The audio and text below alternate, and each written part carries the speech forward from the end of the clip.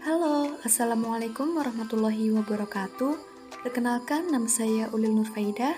Di sini saya akan menjelaskan mengenai paradigma konstruktivisme sekaligus contoh kasus berdasarkan ontologi, epistemologi, dan metodologi. Yang pertama, apa itu paradigma? Paradigma adalah suatu cara pandang untuk memahami kompleksitas dunia nyata.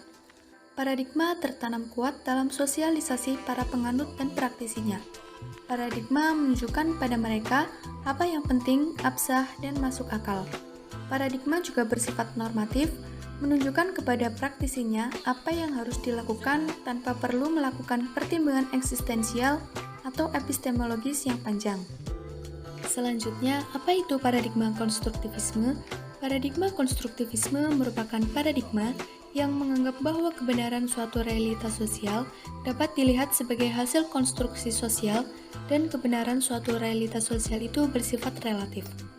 Paradigma ini memandang ilmu sosial sebagai analisis sistematis terhadap socially meaningful action melalui pengamatan langsung dan terperinci terhadap pelaku sosial yang bersangkutan menciptakan dan memelihara atau mengelola dunia sosial mereka. Selanjutnya, apa saja asumsi paradigma konstruktivisme? Yang pertama ada ontologi. Level ontologi, paradigma konstruktivis melihat kenyataan sebagai hal yang ada, tetapi realitas bersifat majemuk dan maknanya berbeda bagi setiap orang. Yang kedua, epistemologi. Hubungan antara peneliti dan tinelitinya merupakan suatu kesatuan subjektif dan merupakan hasil perpaduan interaksi antara keduanya. Dan yang ketiga, metodologi. Dalam metodologi, paradigma ini menggunakan berbagai macam jenis pengkonstruksian dan menggabungkannya dalam sebuah konsensus. Sejarah paradigma konstruktivisme. Paradigma konstruktivis pertama kali dikemukakan oleh sosiolog Peter L. Birger dan Thomas Luhmann. Lalu dikembangkan pada tahun 1970-an oleh Jas Delly dan rekan-rekan sejawatnya.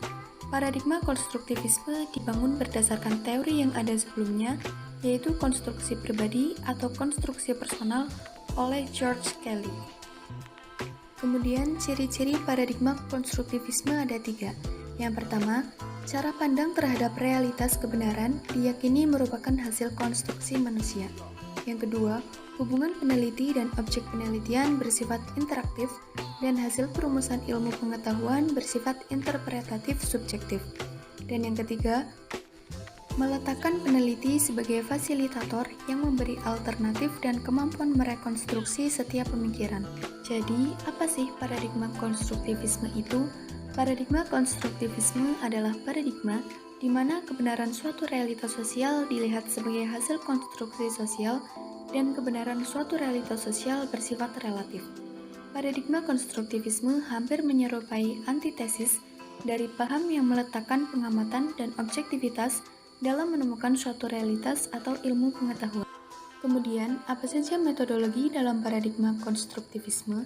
Yang pertama, penelitian dengan metodologi konstruktivisme biasanya menggunakan penelitian kualitatif.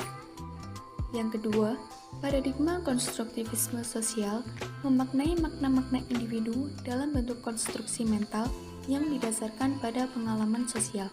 Dan yang ketiga, penelitian kualitatif memperlihatkan pengalaman individu yang mungkin tidak sebelumnya menghadapi masyarakat dalam kehidupan sehari-hari.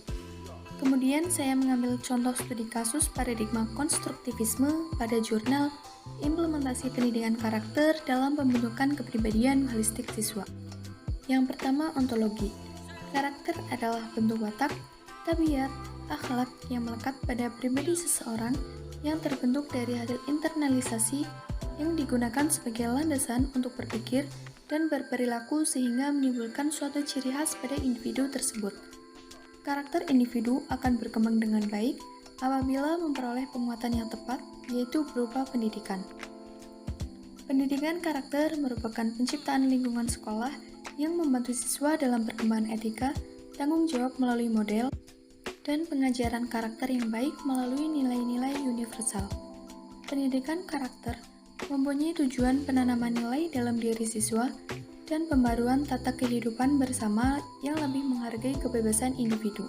Selain itu, Pendidikan karakter bertujuan meningkatkan mutu penyelenggaraan dan hasil pendidikan di sekolah yang mengarah pada pencapaian pembentukan karakter dan akhlak mulia siswa secara utuh, terpadu, dan seimbang sesuai dengan standar kompetensi lulusan.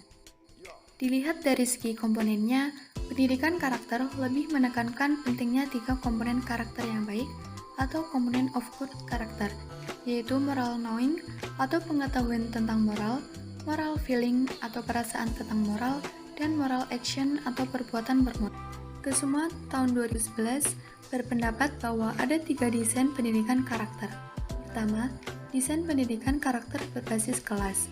Desain ini berbasis pada hubungan guru sebagai pendidik dan siswa sebagai pembelajar di dalam kelas. Kedua, desain pendidikan karakter berbasis kultur sekolah. Desain ini membangun budaya sekolah yang mampu membentuk karakter siswa dengan bantuan peran atau sosial sekolah agar nilai tertentu terbentuk dan terbatinkan dalam diri siswa. Ketiga, desain pendidikan karakter berbasis komunitas. Dalam mendidik, komunitas sekolah negeri maupun swasta tidak berjuang sendirian. Kalau ketiga komponen bekerja melaksanakan dengan baik, maka akan terbentuk karakter bangsa yang kuat. Kemudian, pendidikan karakter memiliki 3 fungsi utama.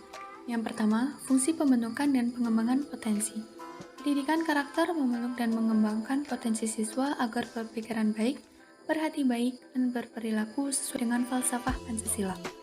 Yang kedua, fungsi perbaikan dan penguatan. Pendidikan karakter memperbaiki dan memperkuat peran keluarga, satuan pendidikan, masyarakat, dan pemerintah untuk ikut berpartisipasi dan bertanggung jawab dalam pengembangan potensi warga negara dan pembangunan bangsa menuju bangsa yang maju, mandiri, dan sejahtera. Dan yang ketiga, fungsi penyaring. Pendidikan karakter memilah budaya bangsa sendiri dan menyaring budaya bangsa lain yang tidak sesuai dengan nilai-nilai budaya bangsa dan karakter bangsa yang bermartabat. Kemudian yang kedua, epistemologi. Pembentukan karakter anak dapat dilakukan melalui 2 strategi, yaitu internal sekolah dan eksternal sekolah. Strategi internal sekolah dapat dilakukan melalui 4 pilar, yakni kegiatan proses belajar mengajar di kelas, kegiatan keseharian dalam bentuk budaya sekolah atau school culture, kegiatan pembiasaan atau habituation, dan kegiatan kurikuler serta ekstrakurikuler. Kemudian strategi eksternal dapat dilakukan melalui keluarga dan masyarakat. Kemudian yang terakhir, aksiologi. Pendidikan karakter dalam lingkup intrakurikuler diimplementasikan melalui perangkat pembelajaran yang terintegrasi pada semua bidang mata pelajaran. Pelaksanaan pendidikan karakter dilakukan melalui tatap muka di dalam kelas dan kegiatan mandiri di luar kelas. Kemudian evaluasi pelaksanaan pendidikan karakter dilaksanakan dengan cara menilai secara langsung dan pengamatan.